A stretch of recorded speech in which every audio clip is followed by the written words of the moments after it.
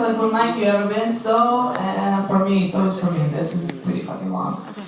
Alright, our next lady. Very funny, love her to death. Get from Elaine.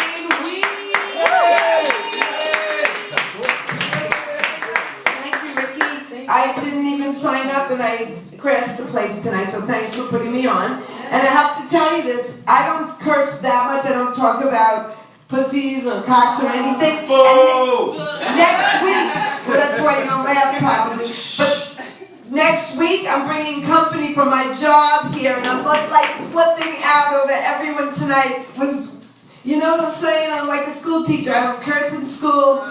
So I'm just saying, I'm scared. My heart's beating like, what are they going to do? Okay, so that's what I came to talk to you about. Some of you don't know me, like David. Is David still here? Yeah, he's here. My friends love him. I've never met him before. So David, some people look at me and they say, is that the love child of Barry Manilow and Barbara Streisand?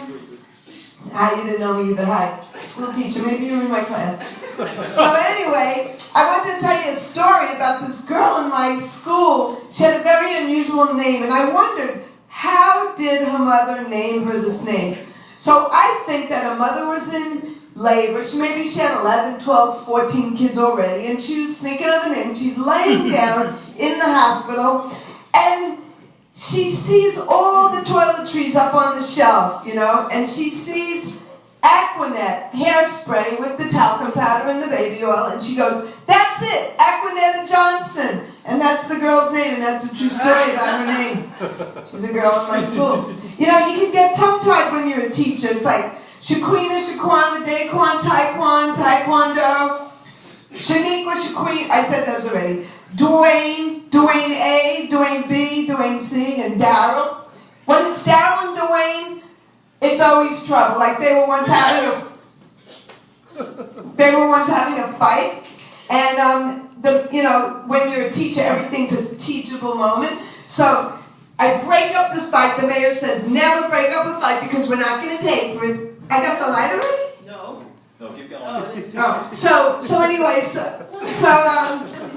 I break up the fight, and Jose said, oh, it was Daryl and Dwayne. I just blew that. So Daryl and Dwayne, I break up the fight, and Daryl says, I choked him quick and easy, and he choked me terrible. I go, stop.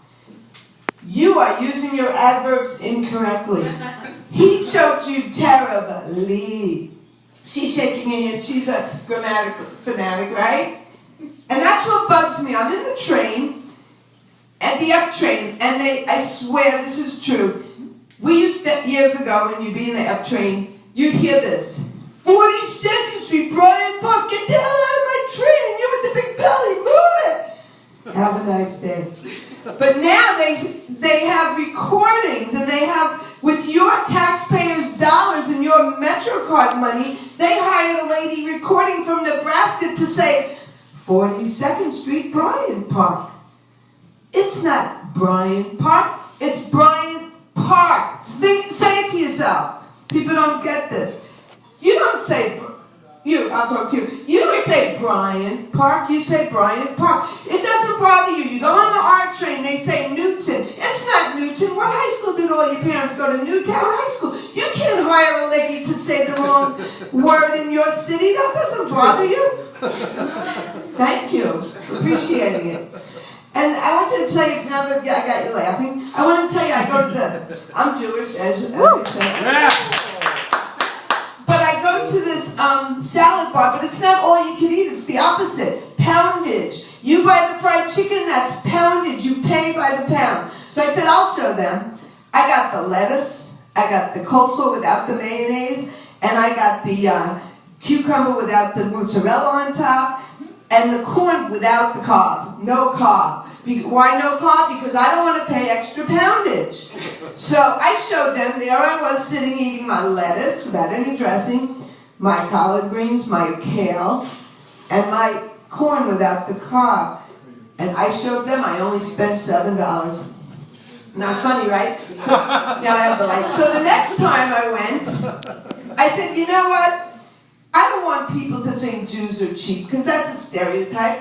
I'm going to show them. So this time I got the chicken, I got the dumplings, the ones that feel like hockey pucks, the heavy dumplings, I got the kreplach, I got the ravioli, they were all in the same family.